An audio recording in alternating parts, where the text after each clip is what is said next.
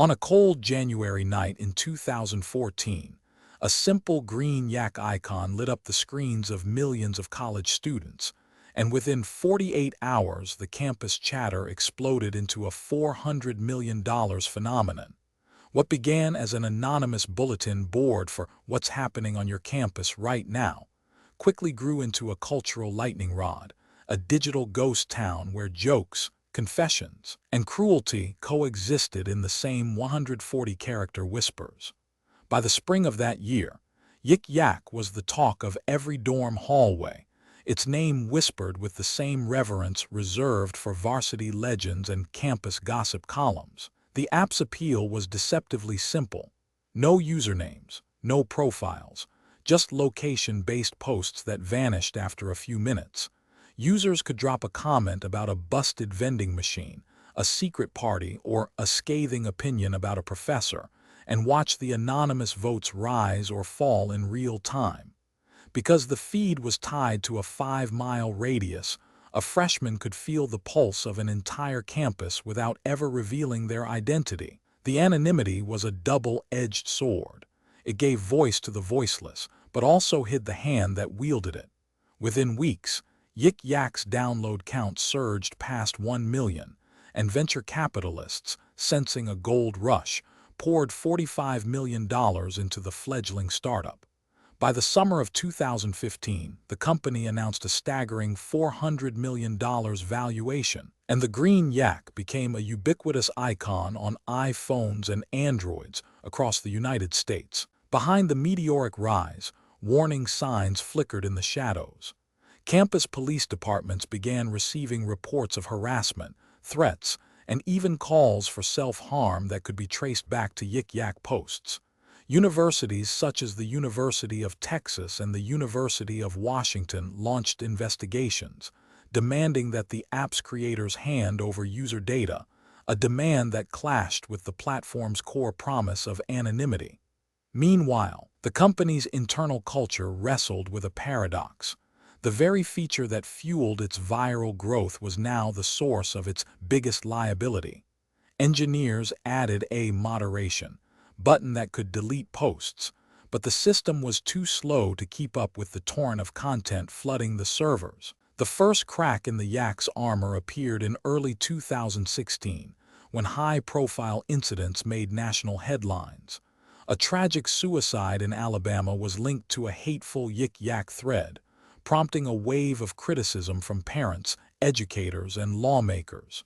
In response, the company rolled out filters to block profanity and introduced a report button, yet the measures felt reactive rather than preventive.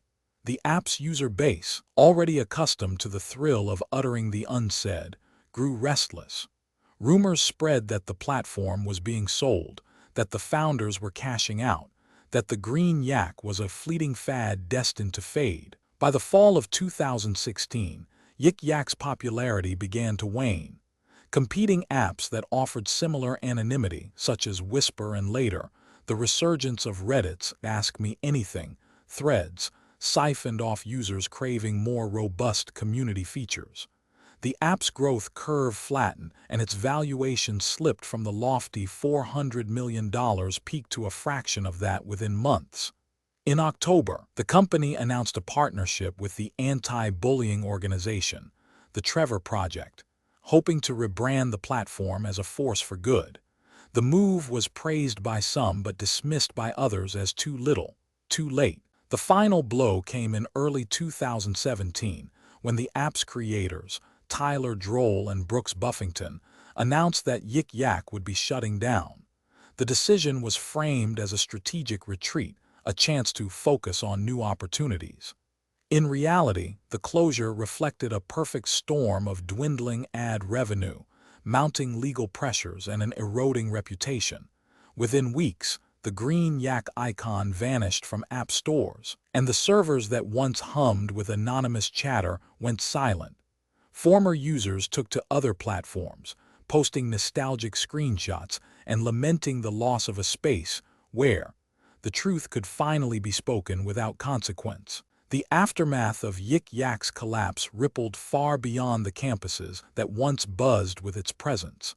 Investors who had backed the venture learned a hard lesson about the volatility of anonymity-driven social networks. Universities, forced to confront the dark side of online anonymity, began investing in digital literacy programs and stricter campus policies on cyberbullying. For the broader tech industry, Yik Yak became a case study in the ethical tightrope between user freedom and community safety. A reminder that a platform's success can quickly become its undoing when the very features that attract users also expose them to harm. Today, the ghost of Yik Yak lingers in the collective memory of a generation that grew up with smartphones in hand and anonymity at their fingertips. Its rise and fall serve as a cautionary tale about the seductive power of unchecked free speech in digital spaces, the responsibility of creators to anticipate the consequences of their designs, and the fragile nature of online ecosystems built on fleeting trends.